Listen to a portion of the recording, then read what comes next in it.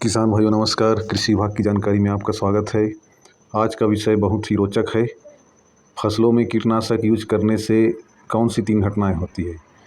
तो इसके लिए चाहे वो कोई भी फसल हो, सीरियल क्रॉप हो जैसे कि धान गेहूं वगैरह हो, या कोई दलहनी फसल हो, उड़द मूंग अरहर वगैरह, या कोई भी बागवानी फसल हो, जब किसान जो है कीटों के नियंत्रण के लिए केवल रासायनिक कीटनाशकों पर ही निर्भर रहता है, एक ही प्रकार के अगर वो रासायनिक कीटनाशकों पर निर्भर रहता है तो व्यापक रूप से संहार करने वाले तीव्र कीटनाशकों का प्रयोग वह लगातार करते रहता है।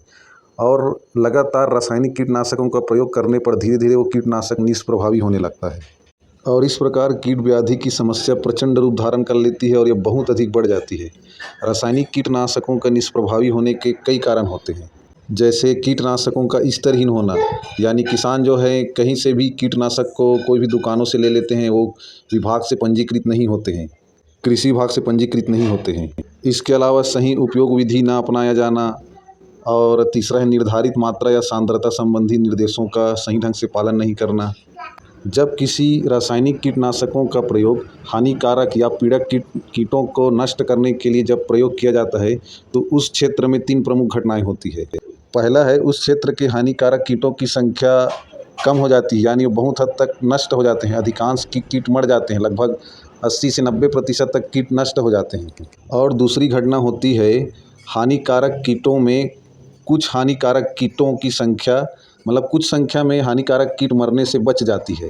हालांकि उसमें दवाई का प्रभाव थोड़ा बहुत पड़ता है, लेकिन वो मरने से बच जाते हैं। और जब ये कीट बच जाते हैं और उसी दवा को फिर से जब प्रयोग किया जाता है कीटों को मारने के लिए, हानिकारक कीटों को मारने के लिए, तो पहले की तुलना में ज़्यादा कीट बचे रहेंगे, यानी प्रभाव थोड़ा कम हो जाएगा। और आने वाले कुछ समय में पीढ़ी दर पीढ़ी यह संख्या बढ़ते जाएगी और हानिकारक कीट नहीं मर पाएंगे, और इसी घटना को कीटनाशी प्रतिरोधी नस्लें भी कहते हैं। यानी अब हानिकारक कीटों का ऐसा नस्ल तैयार हो गया है जो कीटनाशकों से नहीं मर रही है, इसलिए इसे कीटनाशी प्रतिरोधी कहते हैं। और इस प्रकार अंततः वह कीटनाशक इन हानिकारक कीटों के ऊपर निष्प्रभावी हो जाएगा। और तीसरी घटना होती है, जब व्यापक रूप से ब्रॉड स्पेक्ट्रम इंसेक्टिसाइड का यूज किया जाता है तो हानिकारक कीटों के साथ साथ कुछ परजीवी और परभक्षी कीट, और इसके अलावा जो कीटाहारी जीव हैं, यानी जो हानिकारक कीटों को खाते हैं, ऐसे जीव भी बड़ी संख्या में मर जाते हैं या उसका भी संहार हो जाता है। इस प्रकार जब कीटनाशक का प्रयोग किया जाता है तो किसान के जो मित्र कीट हैं, जो कि परजीवी और परभक्षी कीट हैं, जैसे कि ट्राइकोग्रामा हो गया, या बीटल, या मकड़ी, या मेढक वगैरह, जो है हानिकारक कीटों को खाते हैं, लेकिन जब इसका कीटनाशकों का प्रयोग फसलों में किया जाता है तो ये भी मर जाते हैं। इस प्रकार जब ये मित्र कीट भी मर जाते हैं और जब कुछ हानिकारक कीट मरने से बच जाते हैं, जब कीटनाशकों को छिड़काव किया जाता है तो कुछ हानिकारक कीट बढ़ जाते हैं। और जब इस प्रकार जब ये हानिकारक कीटों को खाने के लिए जब हमारे मित्र कीट नहीं बच पाते तो इन हानिकारक कीटों की संख्या में बहुत अधिक वृद्धि होने लगती है, और इसे ही अनियंत्रित प्रजनन कहते हैं। और इसके साथ साथ प्रयोगों में यह भी देखा गया है कि जब भी कीटनाशकों का प्रयोग किया जाता है तो हानिकारक मादा कीट का प्रजनन जो है बहुत अधिक स्तर में करती है, जिससे यह हानिकारक कीट निर्बाध रूप से बहुत अधिक संख्या बढ़ा लेते हैं, और इसे ही अनियंत्रित प्रजनन कहा जाता है। हानिकारक कीटों में अनियंत्रित प्रजनन का सबसे पहला कारण है कीटों का जीवन काल छोटा होना। कुछ हानिकारक कीट ऐसे हैं जिसका हफ्ता 10 दिनों में ही उसका पूरा जीवन काल पूरा हो जाता है।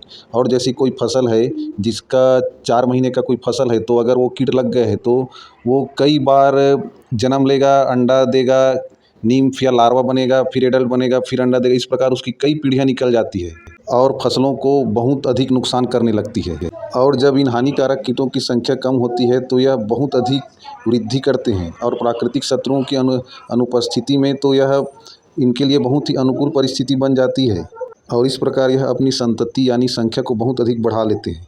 तो इस प्रकार कीटनाशकों को खेत में छिड़काव करने से ये 3 घटनाएं होती है। इसके अलावा पौधों को अत्यधिक सघन बुआई करना या अत्यधिक मात्रा में नत्रजन उर्वरकों का प्रयोग करना, लगातार सिंचाई करते रहने से कीटों के जीवन काल में अनुकूल तापमान और नमी मिल जाता है, और इससे अनियंत्रित प्रजनन में सहायक होते हैं। इसके साथ ही किसान भाई जो हैं हानिकारक कीटों को मारने के लिए 2 या 3 प्रकार के कीटनाशकों को भी एक साथ मिलाकर उसका छिड़काव कर देते हैं, जिससे पौधा जो है बहुत अधिक विषैला हो जाता है। और अगली बार जब कम सांद्रता या ग्रीन लेवल वाली दवाई का छिड़काव करने पर उन कीटों पर कोई अधिक प्रभाव नहीं पड़ता। तो इस प्रकार बहुत अधिक विसंगतियां उत्पन्न हो जाती है। तो ये सभी परेशानियों से बचने के लिए हमें एकीकृत कीट प्रबंधन अपनाना चाहिए। इसके बारे में हम आगे चर्चा करेंगे। तो यह जानकारी